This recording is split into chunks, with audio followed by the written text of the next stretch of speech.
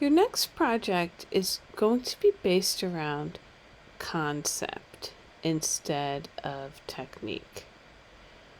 And the concept that I want you to think about for this piece is the idea of time, events, activities, and memory.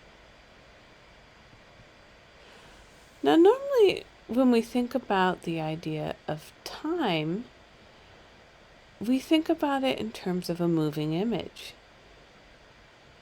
How do you show time in a two-dimensional flat piece? This is something that we're going to explore by looking at a few different artists' work and how they deal with the idea of time.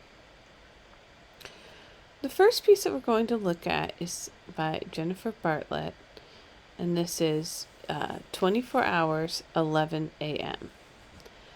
She did a series of work based around different times of the day and what she was either looking at is that exact moment or what was around her, what she was thinking about. So you're actually seeing sort of a glimpse of 24 hours into her day. So you can see this is the 11 a.m. one, done inside of her studio where she's actually packing up some work for a show. You can see she has an indication there of the clock. But each one is meant to sort of symbolize a different point in her day, and you can see they're actually very large. So in the exhibit, you're seeing in essence sort of sort of timetable of what happened to her throughout those entire 24 hours. Although I'd imagine that these paintings took much longer than 24 hours to complete. This is a series of 4 pieces by Jasper Johns: spring, summer, fall, and winter. The seasons is one of the almost sometimes most simplistic ways that we think about the passage of time, right? We have sort of holidays, festivals to show sort of the passage into each season. The seasons can also symbolize sort of the seasons of life. There's all kinds of ways to think about that idea of seasons. Jasper Johns in these pieces, you could tell almost by the colors that there's 4 different seasons happening, but they're not so blatant as in the whole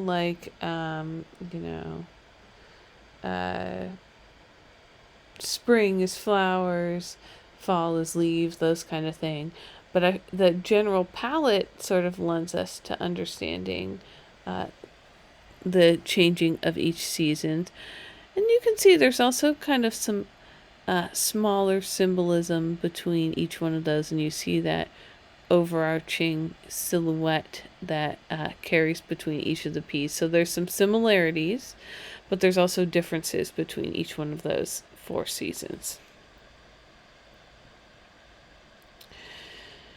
And it's something to think about in your piece. You're going to have the option of whether to do one larger piece about the passage of time, or you could do a series of 4 smaller pieces. You could actually choose 24 little miniature pieces if you wanted to. It's up to you. Cubism is one of the movements that was very interested in the passage of time and showing the passage of time in one singular piece. This piece by Marcel Duchamp is called The Nude Descending the Staircase, and Cubists often thought, they could show time by showing multiple angles at once. So we're not just seeing that figure at one moment in time walking down the stairs, but you're seeing the passage of a minute, that figure going down the stairs, sort of the skeleton of it moving through time. This is another Cubist piece, Picasso's Girl Before a Mirror. So you see the figure on the left staring at herself on a mirror in the right. You can tell it's a little bit abstract. But it shows the actual figure at two different points in her life, both as a young woman, looking at herself as an older woman. I know that's harder to tell, but the sun is symbolized through the sun on the left and the moon on the right. And he's also implied sort of the change in the woman's appearance over time, that she's sort of brighter, we'll say perkier on the left, and a little bit darker and saggier on the right. Futurist paintings were also interested in the passage of time, but imagining what kind of possibilities that the future could hold. So you can think about time and what those possibilities are. Now, if you've ever heard about the futurists, let's just say, let's be happy their future did not come true, because they were part of sort of a very dark movement in Europe during World War II. Another artist that's interested in using time in his piece is Oscar Muniz. I'm not sure if... So you're probably going to... I'm going to post these in a link below in the assignment post. And you can see some of Muniz's pieces in action. And you'll see in his piece is interested in using paintings or drawings, but adding in that element of time. So the piece that you see here, he a lot of his work has to do with people who have disappeared in Colombia, where he's from, and nobody knows what has happened to them, and oftentimes people are scared to talk about what possibly has happened to them. So in the piece that you see in the mirrors, he has screen printed in clear ink the images of those people who have disappeared, and they can only be seen by someone coming up and breathing on the image. So there's some symbolism there that, keeping memories alive by talking and thinking about the loved one who is being missed or is missing. He does a lot of work that has to do with memory and how memories change or fade or warp with time.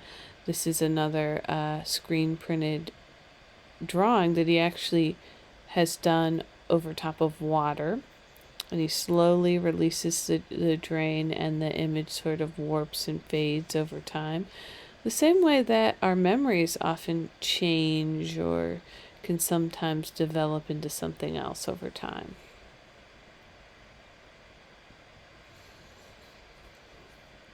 Vic Muniz also creates images that have to do with time. His images he considers drawings that exist only for a short period. They're often made out of untraditional materials. For example, this piece is made out of sugar. It's of one of the workers who actually picked the sugar cane, a 12-year-old girl. And he considers these works as being political action. So he's trying to bring attention to many of the workers that create many of the goods that you don't even think about or realize how their lives and how in a lot of cases preyed upon they are, and are oftentimes things that we use every day. Another one of his pieces, he recreates images to bring attention to the plight of garbage pickers. So they're people that are not thought about, or seen as sort of, that when you think about fine art, they're not often the people that you think about as being the creators of it.